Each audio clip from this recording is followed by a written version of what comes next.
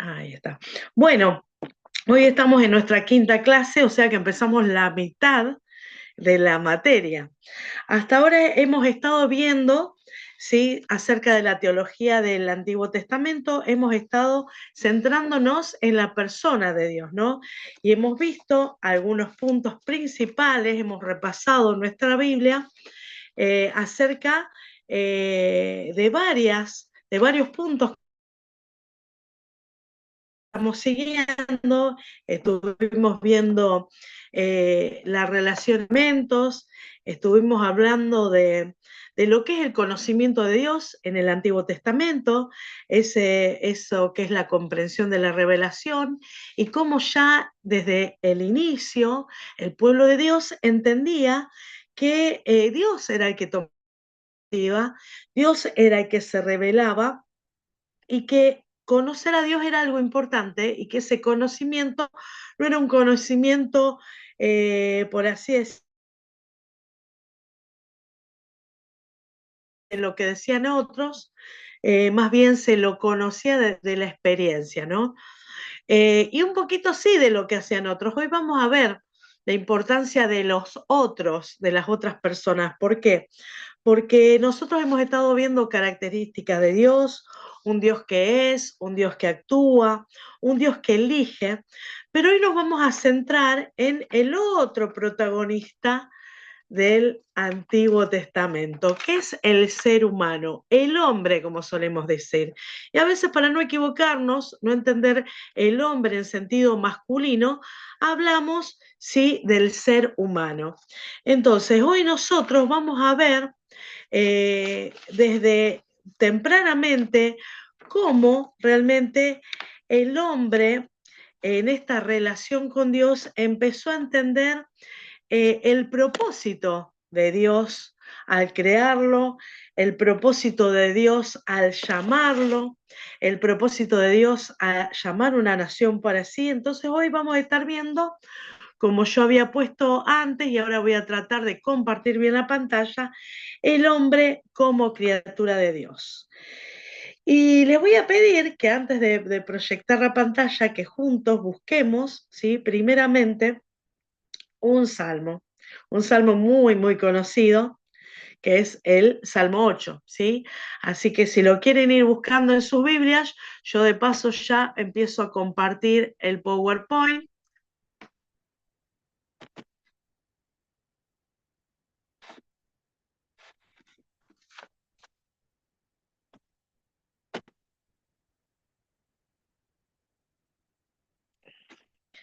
Entonces vamos a abrir y vamos a leer el Salmo 8 y vamos a leer los versículos del 3 al 6.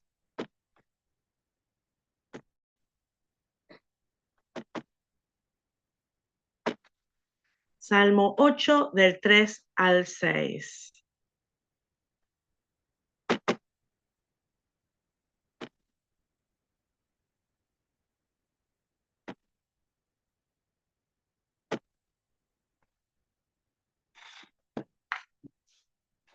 ¿Lo tenemos?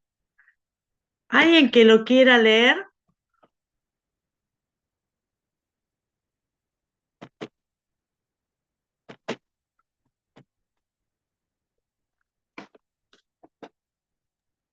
¿Puedo leer yo?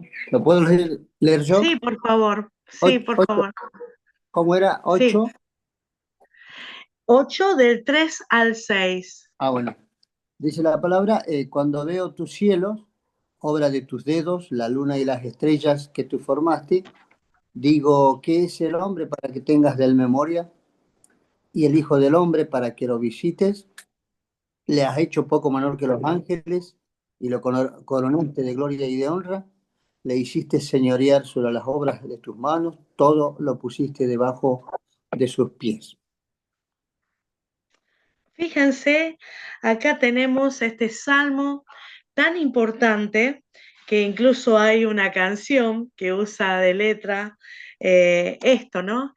Y está hablando realmente del hombre como criatura de Dios. Y está diciendo que cuando el salmista ve la obra maravillosa de Dios, todo lo creado, ve los cielos, ve las luminarias, ¿no? En la noche, él pregunta, ¿qué es el hombre para que tengas de él memoria y el hijo del hombre para que lo visites? Y desde el comienzo ya podemos ver que el hombre, como criatura de Dios, entiende que es un hombre creado por el Señor, y esto lo vamos a ir viendo ahora, para tener una relación con Dios. Para, como dice acá, para que Dios piense en él, tenga memoria, y el Hijo del Hombre para que lo visites, para tener una relación con Dios. Y hoy entonces nos vamos a centrar, ¿sí?, en esto, porque si nosotros miramos el Antiguo Testamento, podríamos decir que el Antiguo Testamento es un relato, ¿sí?, un relato desde Génesis hasta el último libro de la relación entre Dios y el hombre. Desde el momento en que Dios decide crear al hombre, desde el primer momento en que el hombre, siendo siempre hablando cuando llegó hombre, no es como varón, sino hablando de varón y hembra, como ser humano, y cómo el Señor del universo decide, ¿sí?, poner al hombre sobre todo lo creado, eh, y, y tener con él una relación y formar con él una relación con las familias de los pueblos y después con todos los pueblos. Y nosotros hoy, ¿sí?, en esta clase número 5, vamos a ver varias cosas, ¿sí? Vamos a hacer primero una visión general de los puntos que vamos a ver hoy. Hoy vamos a ver el hombre como individuo y vamos a ver el hombre como creación de Dios, la autocomprensión del hombre, o sea, cómo el hombre se entendió a sí mismo, y también el tema de la muerte, cómo comprendía, ¿sí?, el hombre el tema de la muerte. Y vamos a ir comprendiendo porque hay como una evolución en la palabra acerca de esto. Después vamos a ver algo muy importante, que vamos a hacer algo distintivo, que es el hombre como parte, ¿sí?, como integrante de una comunidad. Vamos a ver el hombre más allá del individuo, algo que en la Biblia nos muestra mucho, el hombre integrante de una comunidad y el peso y la responsabilidad que eso lleva. También vamos a ver el hombre como imagen de Dios, ¿sí? Vamos a ver esa impronta que tiene el hombre como ser creado, pero más allá de todo lo creado, ¿no? El hombre posee la imagen de Dios. Y también vamos a ver la relación del hombre con Dios, lo que Dios desea en esa relación, y vamos a estar ya introduciéndonos para no perder mucho tiempo, porque como les dije, hoy tenemos mucho, el hombre como individuo. Bueno, como recién leíamos en este salmo, ¿sí?, los hebreos desde muy temprano entendieron que eran realmente como creación de Dios, eran algo, por un lado, especial, pero por un lado, insignificante. ¿Por qué? Porque uno de los términos que vamos a ver del hombre como creación, fíjense que ahí están los tres términos, es el hombre como polvo, el hombre como carne, y acá es por ahí un término más que lleva más estudio, que es el tema del hombre como alma y como alma viviente, ¿no? Y vamos a tratar de entender nosotros con una mentalidad más griega, ¿sí?, la mentalidad hebrea, que es muy distinto, ¿sí? Hay una integralidad que vamos a estar viendo. Entonces, nosotros vamos a ver esto y vamos a ver, ¿sí?, después, más adelante, cómo llega a entender el hombre, cómo se entiende a sí mismo. Pero vamos a tomarnos el tiempo para desarrollar esta parte. El hombre como tenemos en Génesis, ha sido creado por Dios. Si nosotros tomamos nuestra Biblia y vamos al Génesis, yo estoy acá abriendo Génesis, y vamos al capítulo 2 y vamos al versículo 7, vamos a encontrar acerca de esto primeramente, cómo forma Dios al hombre. Y dice que Jehová Dios formó al hombre del polvo de la tierra y sopló en su nariz aliento de vida, y fue el hombre un ser viviente. Fíjense que lo primero que leímos nosotros recién es, antes de leer esto, que eh, el salmista estaba diciendo que Dios lo había hecho poco menor que los ángeles. Entonces, le está diciendo ahora que este hombre, estamos leyendo, que es poco menor a los ángeles, que en realidad el Señor lo toma del polvo de la tierra. O sea, más de una vez nosotros vamos a encontrar en la Biblia el término polvo para describir la realidad del ser humano. Somos polvo, varias veces vamos a ver, por ejemplo, Génesis 3:19, cuando termina el relato de Adán y Eva en el Edén, cuando son expulsados ellos, el Señor sentencia, cuando los echa, le dice a Adán, con el sudor de tu rostro, comerás el pan hasta que vuelvas a la tierra, porque de ella fuiste tomado, pues polvo eres y al polvo volverás. Entonces, acá es como que podríamos decir que hay un llamado sobre estas cosas eh, de, eh, en contra de la autoexaltación. Entonces, nosotros vamos a estar viendo que por un lado el hombre ve, ¿sí?, la realidad de haber sido creado poco menor que los ángeles, como dice, pero por el otro lado le está diciendo que es polvo. O sea, como diciendo, no es nada extravagante. El polvo es algo sobre lo cual se camina, es algo que se limpia, es algo que se corre. A veces es medio duro, ¿no?, pensar en esto, pero esta afirmación del Antiguo Testamento es básica. ¿Por qué? Porque nos muestra que Dios fue hecho del polvo de la tierra y Dios es el que permite, ¿sí?, que tenga vida a través de su soplo. Entonces, el soplo del Señor, la decisión del Señor, es que el hombre tenga vida. Y luego, ¿sí?, el hombre, a pesar de eso, sigue siendo polvo. Su cuerpo fue tomado de la tierra.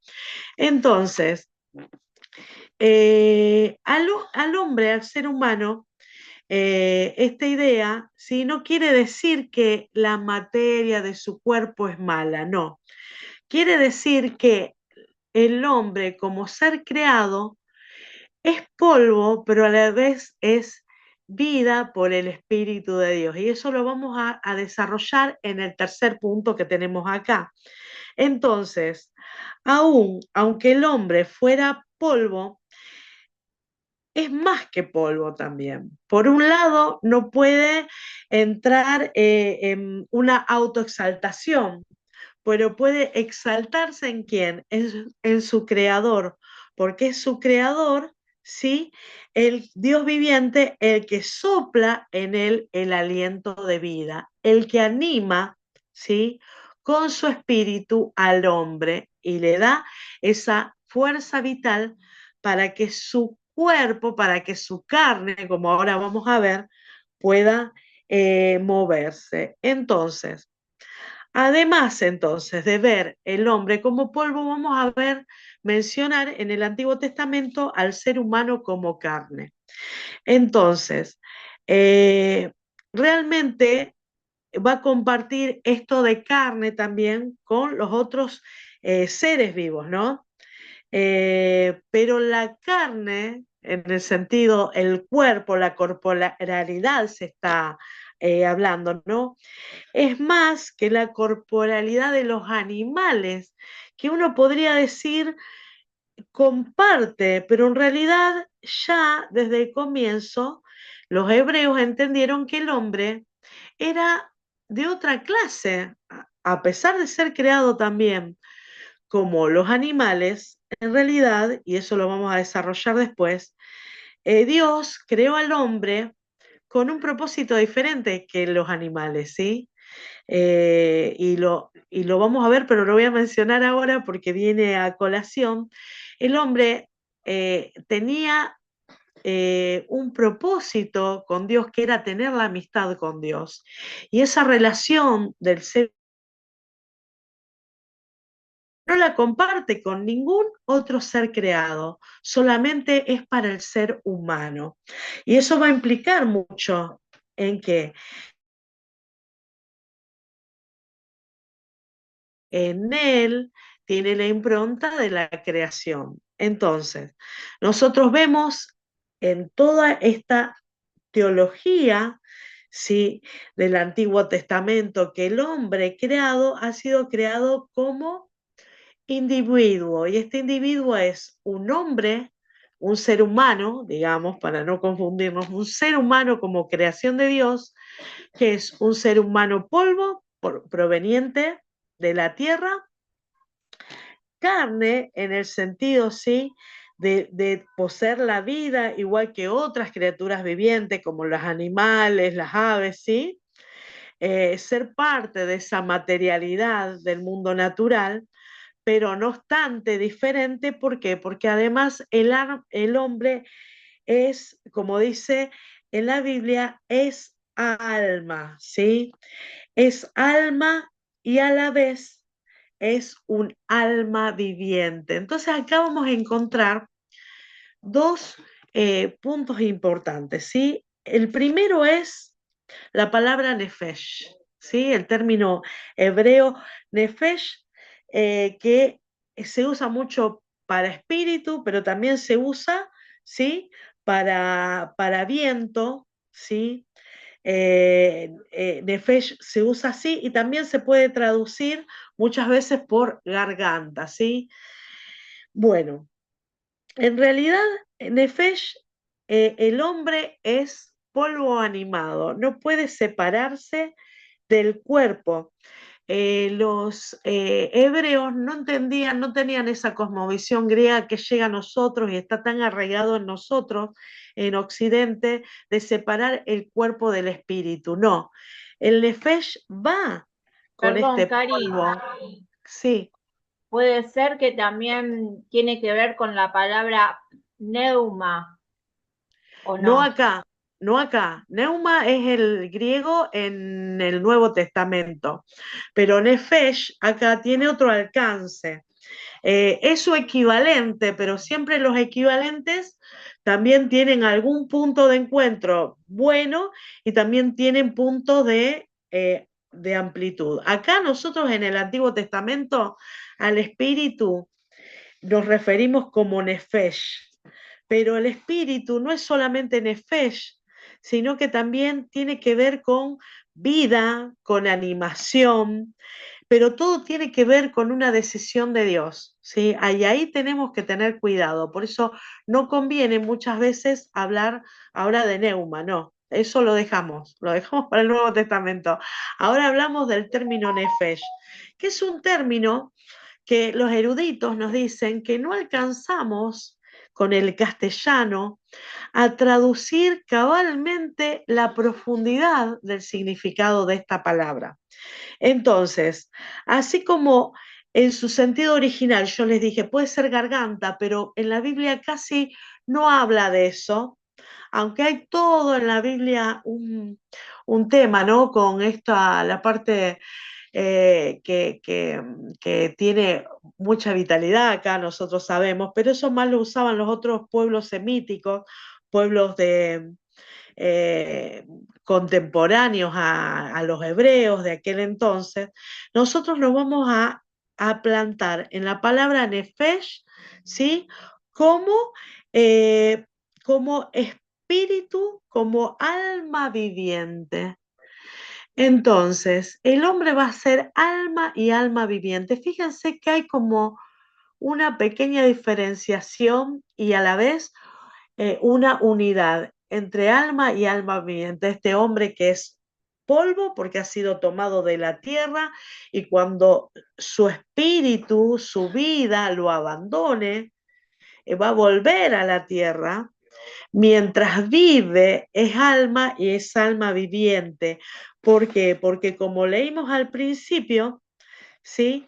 El Señor, y no lo hemos leído, pero como lo hemos mencionado, el Señor cuando lo crea sopla aliento de vida y anima ese cuerpo moldeado por Dios mismo. Ese es el relato que nosotros tenemos en Génesis 2, ¿sí? El relato de la creación de Dios. Entonces, nosotros vamos a ver, ¿sí?, que la palabra nefesh va a estar mucho, ¿sí?, muchas veces mencionado y tiene esa idea de vitalidad, ¿sí?, de vida dada por Dios, de vida animada por Dios, de persona, de cuerpo animada por Dios. Muy parecido al aliento, ¿sí?, que es absolutamente necesario para vivir, que es el respirar, ¿no? El aliento, ¿no? Y en la Biblia se equipara también tanto el aliento como la sangre. Entonces, yo acá no lo puse, sé que me salté eso, después lo vamos a agregar, estoy mirando acá, pero fíjense que en la Biblia habla de la sangre y la compara, la equipara a la vida. Por eso tanto tema con la alimentación de carne, ¿sí? Que no podía uno comer la sangre, porque mientras hubiera sangre había vida. Entonces, nosotros vamos a estar focalizándonos que cuando hablamos, ¿sí?, del uso de nefesh, se refiere a un ser vivo, a un ser vivo, a una persona animada. Entonces, lo que nosotros tenemos siempre que ver en esto, ¿sí?, que el nefesh era el espíritu que Dios daba a la persona, pero no es tampoco el Espíritu Santo, ¿sí? El ser humano, para el hebreo, es un ser integral. Mientras tenga el espíritu y el nefesh y la carne, por ahí podríamos decir que ese espíritu es el alma, pero tampoco lo podemos utilizar mucho porque nos lleva a la idea hebrea. Esto tiene que ver, la carne tiene que ver con la caja, con el cuerpo que el ser habita, con ese cuerpo que crece, con ese cuerpo que se va desarrollando. Y nosotros lo que tenemos que ver acá es el tema, ¿sí?, de la integralidad, de que el ser humano como ser es cuerpo, es vida, ¿sí?, y es espíritu animado por Dios. Si el cuerpo muere, no tenemos mucho que decir. Hay una evolución en el Antiguo Testamento acerca de esta creencia. ¿Se acuerdan esos salmos que dicen, pues no dejarás mi alma en el Seol? Porque mucho no se hablaba. Era como que cuando la persona moría, moría y punto. Pero ellos pensaban que había un lugar donde residía el carácter, la persona, ¿no?, en sí, no ese cuerpo que volvía a ser tierra, que volvía a ser polvo, sino la persona que tiene que ver con el Seol.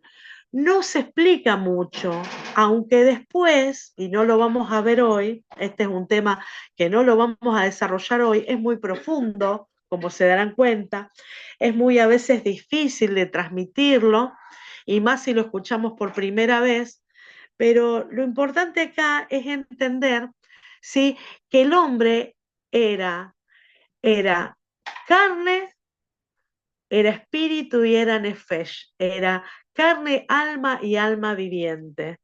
Era un ser íntegro. Si el cuerpo moría, la carne moría, todo se detenía, nadie pensaba, no había una idea del más allá, al menos desarrollada en el inicio del Antiguo Testamento. La idea del más allá se liga con la esperanza de lo que va a venir. Y eso se va a trabajar un poquito más adelante, se va a trabajar en, por así decirlo, un tiempo más posterior. Y no me quiero meter mucho en esto, porque como ustedes se dan cuenta, que es un tanto difícil, por eso les pido que ustedes puedan leer el capítulo, ¿sí? Puedan leer el capítulo, puedan leerlo una vez más y no se queden solamente con el resumencito que yo les estoy dando, porque esto es muy amplio. Entonces, el hombre es un ser creado, es un ser que puede gloriarse. Sí, no te escuché. Perdón. No, sí, o sea, por ahí no sé si te podés extender demasiado por lo que decía recién, pero mi duda, ¿no? Porque como vos decís, nosotros tenemos una concepción, o sea, yo entiendo que el alma, por lo que entendemos nosotros hoy, el alma tiene más que ver con los sentimientos